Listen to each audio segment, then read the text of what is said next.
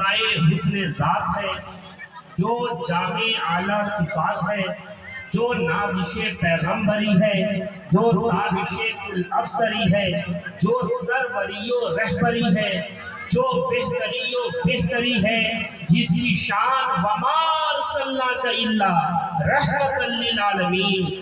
آئیے عقیدت و محبت کے ساتھ جی لگا کر حضور سرور دو عالم صلی اللہ تعالیٰ علیہ وسلم کی بارگاہ میں درود شریف کا نذرانہ پیش کر لیں اور پڑھیے اللہم صلی علی سیدنا شفیعنا حبیبنا مولانا محمد مبارک وسلم صلو علیہ الصلوۃ والسلام دائما علیک یا رسول اللہ صلی اللہ تعالیٰ علیہ وسلم۔ سب سے پہلے میں اہل کمیٹی کو مبارکباد پیش کرنا چاہتا ہوں، جنہوں نے عرس سراپا قدس کے موقع پر اس محفل پاک کا انعقاد کیا۔ مولا کریم اس کاوش کو اپنی بارگاہ میں شرف قبولیت عطا فرمائے، ہمارا اور آپ کا آنا بھی اپنی بارگاہ میں قبول فرمائے۔ گرامی حضرات، آپ نے مجھ سے قبل ثنا خان مصطفیٰ سے نعت و مناقب کے اشعار سماعت کیے اور خطبہ سے آپ نے بہترین خطاب بھی سماعت کیا۔ اس کے بعد بھی آپ کو کئی اور تقریریں سماعت کرنی ہے۔ نقیب اجلاس نے بھرپور کوشش کیا کہ آپ بیدار ہو جائیں، آپ کے سننے کا انداز بدل جائے، لیکن مجھے پورا یقین ہے کہ یہاں پر جتنے لوگ بیٹھے ہیں سب حضور سرور دو عالم صلی اللہ تعالیٰ علیہ وسلم سے سچی محبت کرنے والے ہیں۔ اللہ تبارک و تعالیٰ کا شکر ہے کہ اس نے ہمیں اور آپ کو اشرف المخلوقات بنا کر بھیجا، اور کرم والا ایک کرم یہ کہ مدینے والے کا امتی بنا کر بھیجا، اور انتہائی کرم یہ ہوگا کہ مدینے والے کا وفادار بنا کر اس دنیا سے اٹھائے۔ میں آغاز خطابت امام اہل سنت کے یہ 4 مصروں کے ساتھ کرنا چاہتا ہوں۔ آپ فرماتے ہیں کہ سرور کہوں کہ مالک و مولا کہوں تجھے، باغ خلیل کا گل زیبا کہوں تجھے، لیکن رضا نے ختم سخن اس پہ کر دیا، خالق کا بندہ خلق کا آقا کہوں تجھے۔ اور حضور شہباز خطابت خطیب اعظم علامہ اشتیاق عالم ضیاء شہبازی فرماتے ہیں، یا رسول اللہ زبان ملی ہے تیرے حسن کے بیاں کے لیے، زبان ملی ہے تیرے حسن کے بیاں کے لیے، جبین شوق تیرے سنگ آستاں کے لیے، اور یہ جان لے لو مگر دل نہ لے سکو گے میرا، اسے تو رکھا ہے سرکار دو جہاں کے لیے، اسے تو رکھا ہے سرکار دو جہاں کے لیے۔ ابھی آپ کے سامنے شاعر اہل سنت عالی جناب اختر کاشف صاحب نعت و مناقب کے اشعار پیش کر رہے تھے، اور بہت کم وقتوں میں پورے ہندوستان کا یہ سفر بھی کر رہے ہیں۔ انہوں نے بھی حضور کی مدح سرائی کرنے کی بھرپور کوشش کی، اور میں بھی وہی کرنے کے لیے آیا۔ بس فرق اتنا ہے کہ وہ ترنم میں ہے اور میں نثر میں۔ سب سے پہلے میں اپنے تحریر کردہ یہ 3 شعر پڑھوں گا۔ آپ کا معیار، آپ کا ذوق میں سمجھ گیا ہوں، آپ کیا سننا چاہتے ہیں اور کہاں تک آپ کی رسائی ہے۔ 3 شعر مشکل سے یہ سماعت کر لیجئے کہ مدتوں سے ہوں میں بیمار مدینے والے، مدتوں سے ہوں میں بیمار مدینے والے، ایک نظر کیجئے سرکار، ایک نظر کیجئے سرکار مدینے والے، اور دنیا والے تو گرانے میں لگے ہیں، لیکن دنیا والے تو، توجہ چاہتا ہوں، دنیا والے تو گرانے میں لگے ہیں، لیکن لاج رکھ لیتے ہیں ہر بار مدینے والے۔ حضور شہباز محمد شہبازی درہ، نعرہ تکبیر۔ ہمارے رسالت.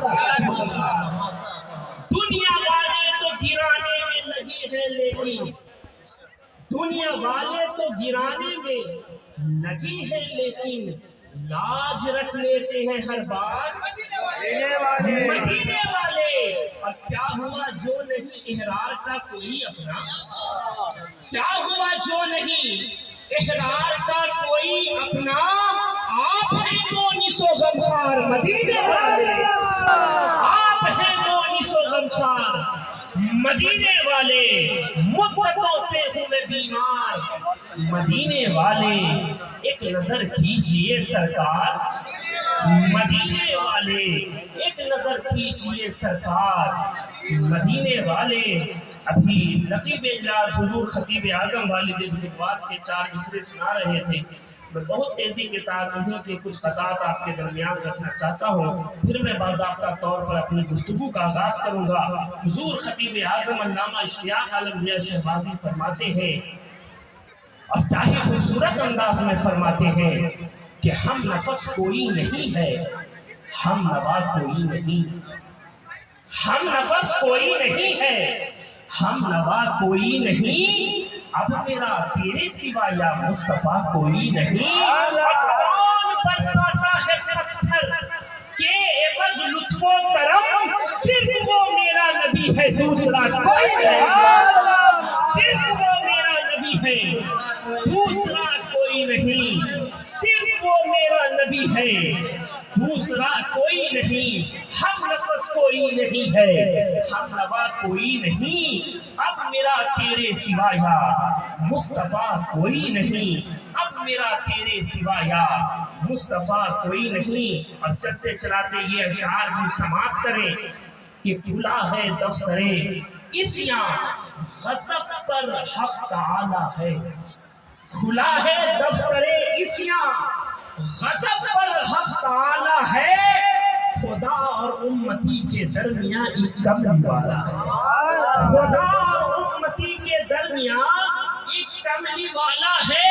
اور نوالے توڑنے جائیں گے ہم کیوں غیر کے در پر, تیرے ہی در کے کتے ہیں تیرے ٹکڑوں میں پالا, تیرے ہی در کے کتے ہیں تیرے ٹکڑوں میں پالا ہے. اور علماء کی خاص توجہ کہ حدیث مصطفیٰ میں لفظ اخرج اس پہ شاہد ہے, حدیث مصطفیٰ میں لفظ اخرج اس پہ شاہد ہے.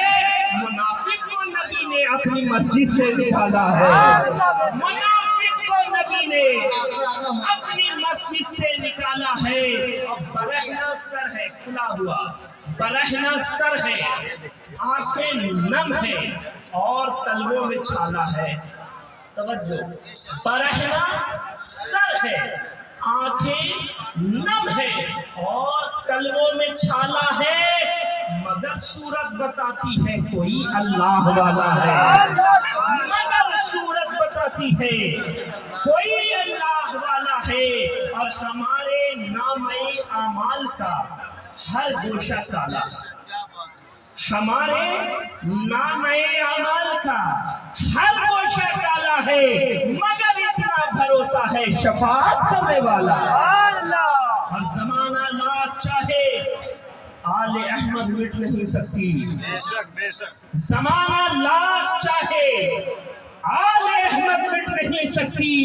حفاظت کے لیے کافی درودوں کا دوشالہ ہے, حفاظت کے لیے کافی درودوں کا دوشالہ ہے. اور ضیاء کی مغفرت مشکل تھی لیکن ان کی رحمت نے, ضیاء کی مغفرت مشکل تھی لیکن ان کی رحمت نے کہا جانے تو مجرم ہے, کہا جانے تو مجرم ہے مگر ایمان والا ہے, کہا جانے تو مجرم ہے, کہا جانے تو مجرم ہے مگر ایمان والا ہے, کہا جانے تو مجرم ہے مگر ایمان والا ہے, کہا جانے دو مجرم ہے مگر ایمان والا ہے. گرامی حضرات, وقت میں اتنی گنجائش نہیں کہ آپ کے درمیان اور اشعار پیش کیے جائے. بس چلتے چلاتے میں نے جس آیت کریمہ کی تلاوت کا شرف حاصل کیا ہے اس کے متعلق کچھ باتیں آسان لب و لہجے میں آپ کے درمیان رکھنا چاہتا ہوں تاکہ ہر خاص و عام کو میری گفتگو سمجھ میں آئے۔ اللہ تبارک و تعالیٰ مجھے حق بولنے اور آپ کو حق سننے کی توفیق عطا فرمائے تاکہ دونوں کا حق ادا ہو جائے اور ہم دونوں رحمت الہی کے حقدار ہو جائیں۔ بس توجہ چاہتا ہوں، کچھ بنیادی باتیں آپ کے درمیان رکھنا چاہتا ہوں۔ جس آیت کریمہ کی تلاوت کا میں نے شرف حاصل کیا ہے تب جا کر اس کے متعلق کچھ باتیں آپ کے درمیان رکھوں گا۔ اللہ تبارک و تعالیٰ نے اپنے بندوں کی ہدایت کے لیے، ان کی رہبری کے لیے، ان کی رہنمائی کے لیے، انہیں اچھائی اور بھلائی کی راہ پر چلانے کے لیے اپنے خاص بندوں یعنی انبیاء کرام اور رسولان اعظام کو یکے بعد دیگرے بھیجا، اور یہ سلسلہ رشد و ہدایت اتنا دراز سے دراز ہوا، اتنا وسیع ہوا، اتنا آگے بڑھا کہ ان آنے والے ہادیوں کی تعداد، ان آنے والے پیشواؤں کی تعداد، ان آنے والے رہبروں کی تعداد 1,24,000 کم و بیش تک پہنچ گئی۔ اللہ تبارک و تعالیٰ نے اپنے ان بندوں پر کچھ ایسا خاص کرم فرمایا کہ ان کو جہان والوں سے افضل و اعلیٰ اور برتر و بالا بنایا۔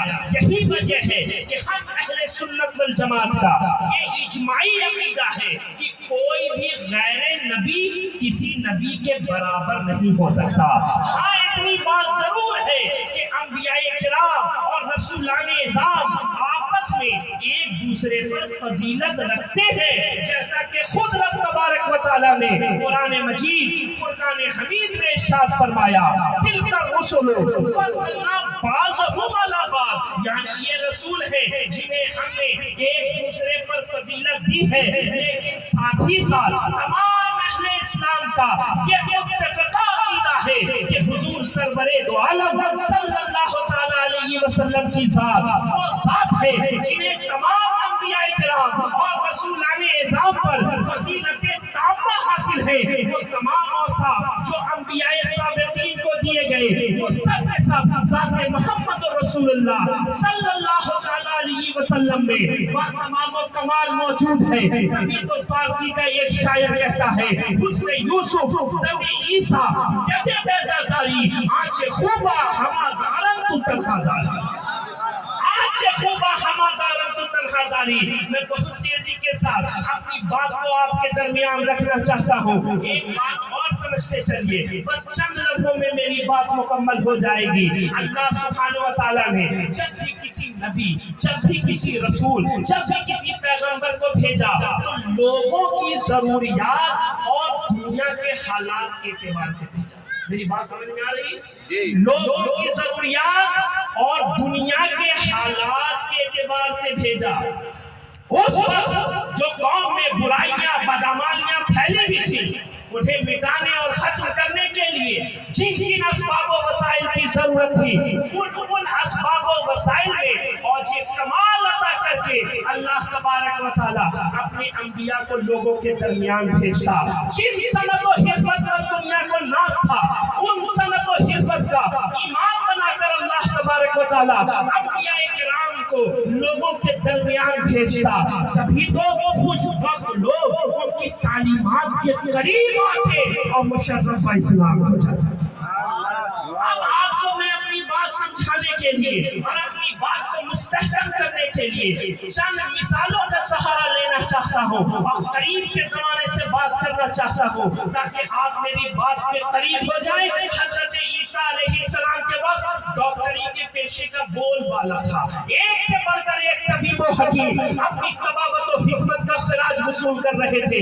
اس فن کے ماہرین کا ایک تانتا لگا ہوا تھا اور ہر کوئی اس فن کی طرف متوجہ تھا اور اپنی برتری کو دوسروں پر साबित करने के लिए नए फॉर्मूले अपना रहा था।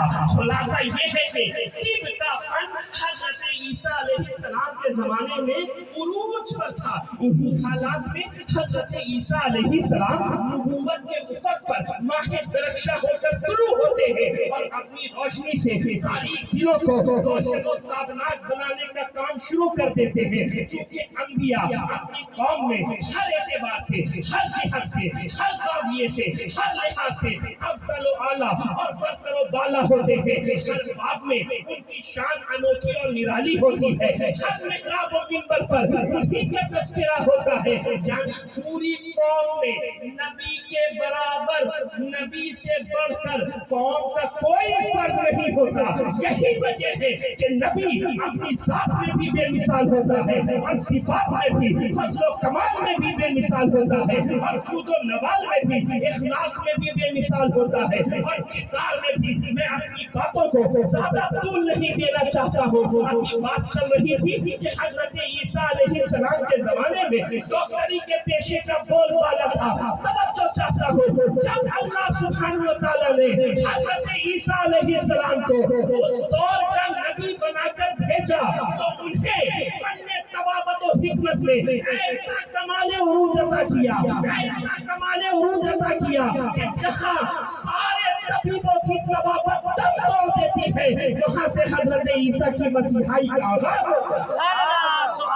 वहाँ से हज़रत ईसा की मसीहाई का आगाज़ होता है। और बात को समझते चलिए, हर जी होश, हर जी शऊर इस बात को जानता और समझता है कि दुनिया का कोई भी डॉक्टर, तबीब, हकीम, वैद्य उसी वक्त तक मरीज का इलाज कर सकता है जब तक उसके जिस्म में जान बाकी। क्या बाकी है बोलिए?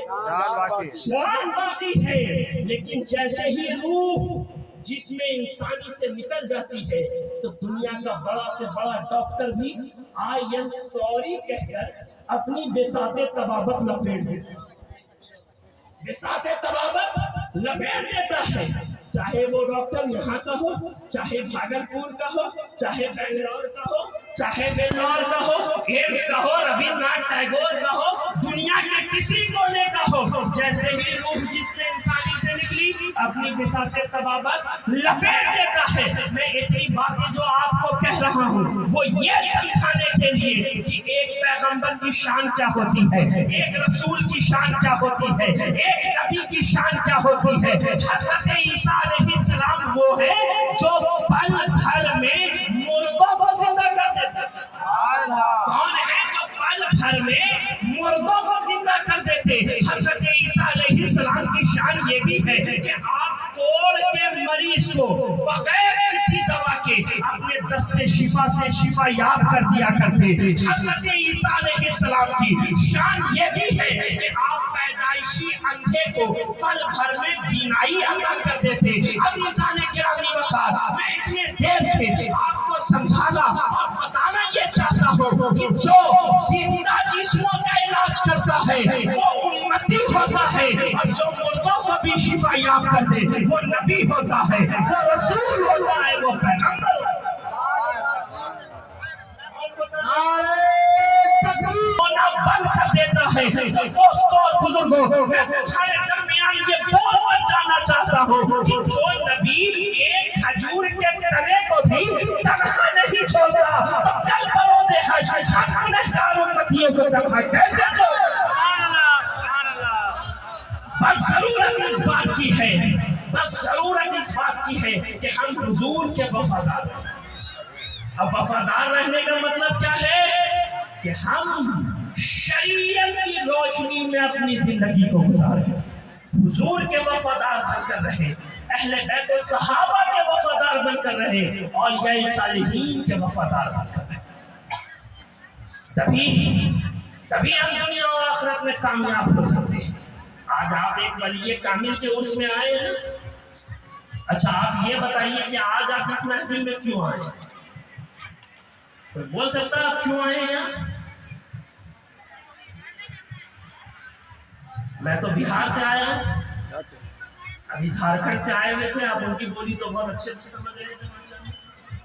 झारखंड से झारखंड कैच हो गया था, میں تو بہاری ہوں، میری بات سمجھ میں آ رہی ہے کہ نہیں آ رہی؟ آج آپ اس مسجد میں کیوں آئے؟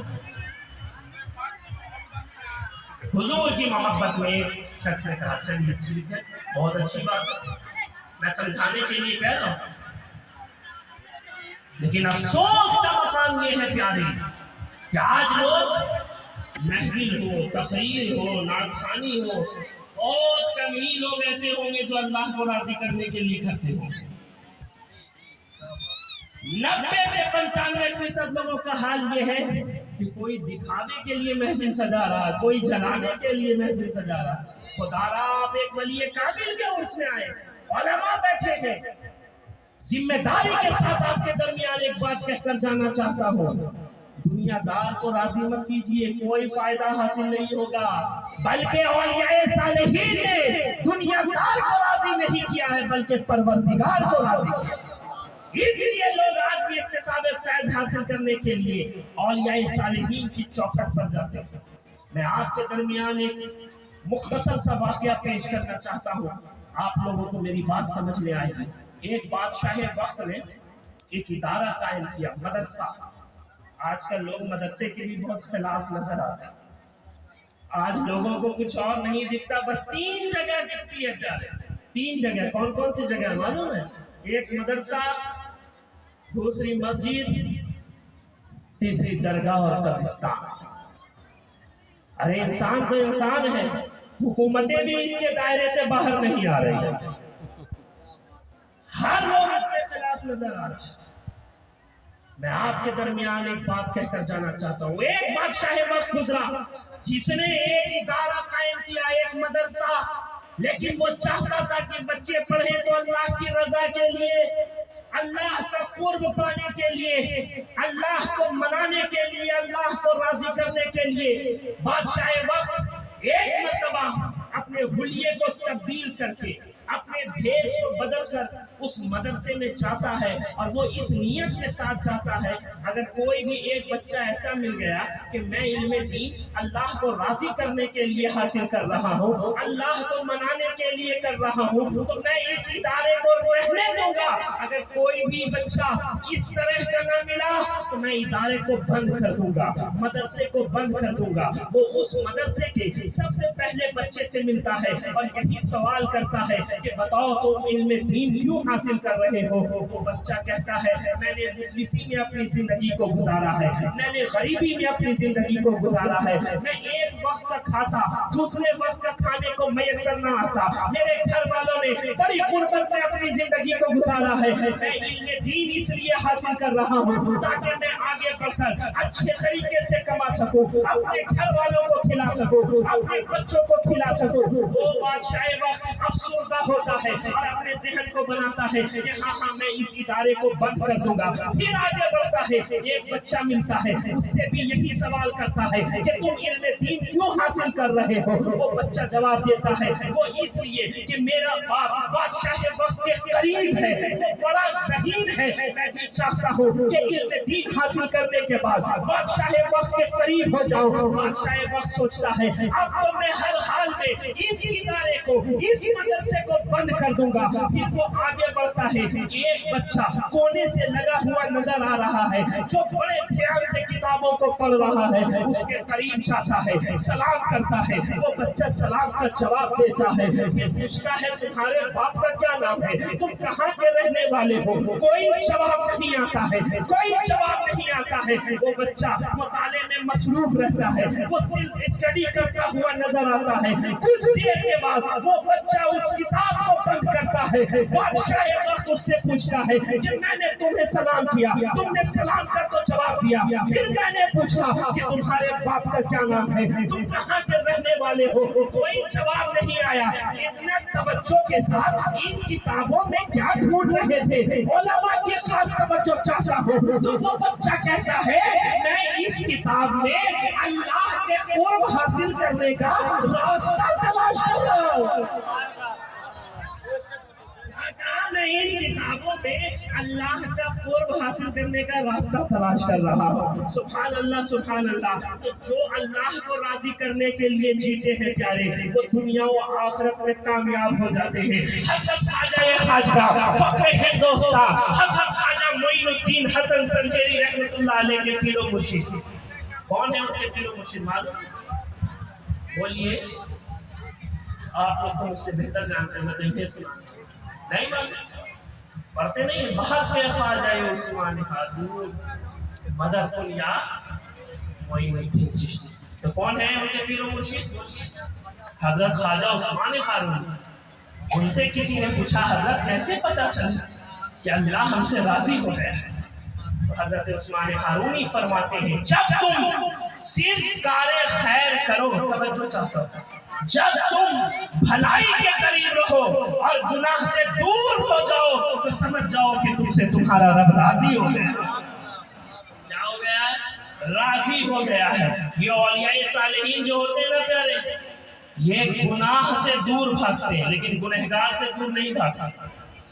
گناہ سے دور رہتے ہیں لیکن گنہگاروں سے دور نہیں رہتے. اس لیے لوگوں کے ذہن میں بھی یہ سوال ہوتا ہے ارے یہ تو فلاں گناہ میں ملوث ہے، فلاں میں ملوث ہے، پھر بھی اولیاء صالحین کی چوکھٹ پر جاتا اور نظر آتا. ہاں وہاں سے کسی کو بھگایا نہیں جاتا، بلکہ اولیاء صالحین مخلوق خدا کے دلوں کو صاف کیا کرتے ہیں. کیا کیا کرتے ہیں؟ بولیے. انسانوں کے قلب کو صاف کیا کرتے ہیں، انسان کے دلوں کو صاف کیا کرتے ہیں.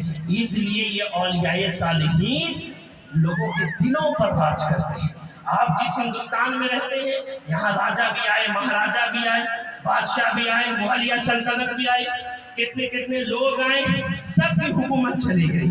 کوئی آج قبرستان میں ان کے قبروں پر فاتحہ پڑھنے والا نہیں ہے، لیکن کل بھی میرے خواجہ کا گنبد چمک رہا تھا، آج بھی چمک رہا ہے اور صبح قیامت تک چمکتا رہے. اس لیے کہ یہ لوگ اپنی زندگی کو مرضی مولا از ہمہ اولا کے سچے میں، یہ اپنی زندگی کو اللہ کو راضی کرنے کے لیے، اللہ کو منانے کے لیے گزارتے ہیں.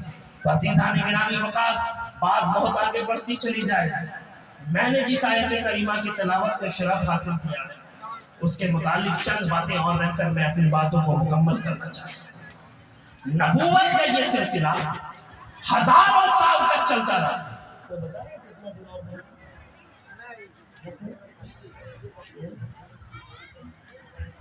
ایک مرتبہ درود پاک پڑھ لیں، پڑھیے اللہم صلی علی سیدنا. نہیں، جب غیر نبی عیسیٰ روح اللہ کے برابر نہیں تو پھر غیر نبی مدینے کے تاجدار کے برابر کیسے ہو سکتا ہے، احمد مختار کے برابر کیسے ہو سکتا ہے.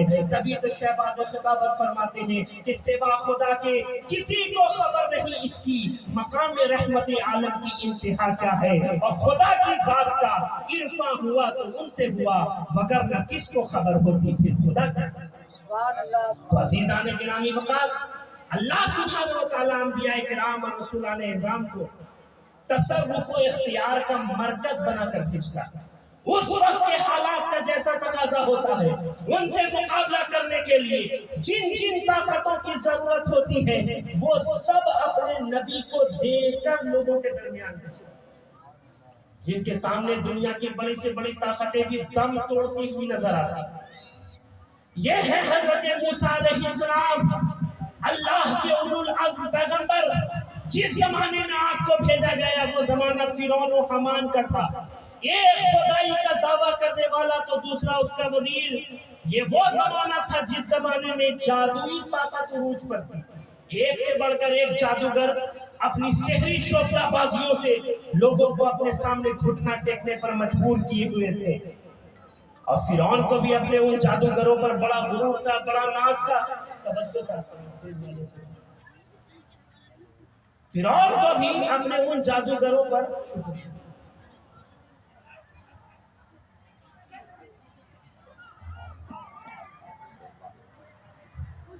تو میں کیا کہہ رہا تھا کچھ یاد ہے؟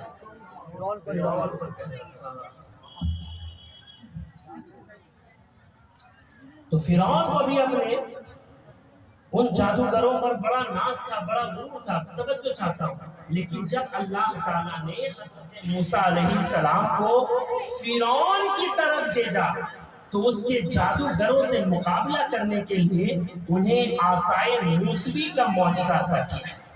چنانچہ دنیا نے یہ منظر دیکھا کہ جب جادوگروں نے اپنی لاٹھیوں اور رسیوں کو سانپ بنا کر پورے میدان کو بھر دیا تو حضرت موسیٰ علیہ السلام کو حکم الہی ہوا، قال القها یا موسیٰ، اے موسیٰ زمین پر اپنا عصا ڈال دو۔